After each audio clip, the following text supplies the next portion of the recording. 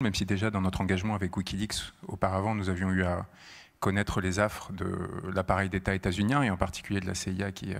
avait fait de nous sa cible privilégiée de façon explicite et assumée. Hein. C'est des déclarations publiques de Mike Pompeo, qui était à l'époque le directeur de la CIA, donc, qui avait fait une conférence de presse sur nous en indiquant que nous étions une organisation hostile dont l'organisation avait fait sa priorité au niveau d'Al-Qaïda. Et donc, à partir de là, avec des moyens très importants qui avaient été développés pour essayer de nous perturber et éventuellement de nous détruire socialement et politiquement avant de le faire physiquement. Ça a amené évidemment à l'arrestation de Julian Assange, ça a amené aussi à la destruction d'un certain nombre d'individus qui étaient avec nous au sein de cette organisation. Et c'est un chemin que j'ai pris un peu par naïveté, ce qui est souvent ce qui m'arrive, c'est-à-dire que j'étais à Yale, où je finissais mon doctorat, que j'avais commencé à l'école normale. Et on s'est retrouvé dans une situation où on m'a proposé de rencontrer Julian Assange entre un déjeuner avec Xavier Niel et la directrice du Monde et un certain nombre d'autres événements plus ou moins mondains qui étaient censés, quand j'avais 24 ou 25 ans, je ne sais plus, me préparer à cette intégration, à cette société. Et là, j'ai rencontré à Londres une des personnes les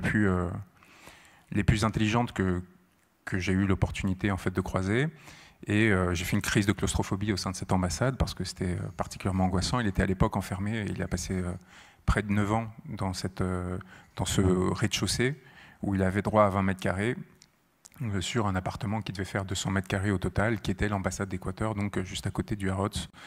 à Londres. Et on avait dû sortir à mi-chemin parce qu'il avait un cours de boxe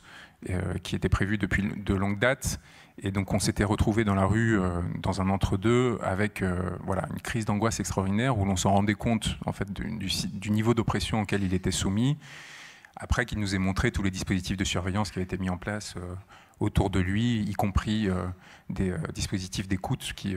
passaient par la captation des vibrations que nos paroles produisaient sur les fenêtres. Donc une plongée assez soudaine dans la dystopie avec dès mon retour à New Haven, donc à Yale dans la foulée, un contrôle aux frontières assez serré aux États-Unis. Donc là aussi une sorte d'angoisse particulière qui consiste à comprendre qu'en un seul rendez-vous avec cet individu, vous étiez déjà identifié, votre identité trouvée et un dispositif mis en place pour vous suivre à une vitesse qui était assez surprenante et alors qu'il n'y avait pas forcément de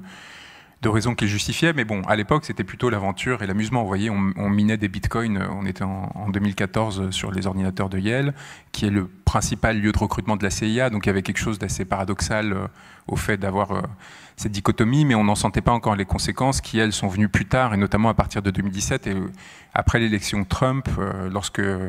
ce cher Julian Assange, plutôt que d'essayer d'en profiter pour sortir de la situation dans laquelle il était, a décidé de révéler de nouveaux documents qui touchaient la CIA, ce qui a déclenché la fureur donc, de Mike Pompeo et la mise en œuvre de tout un dispositif qui visait à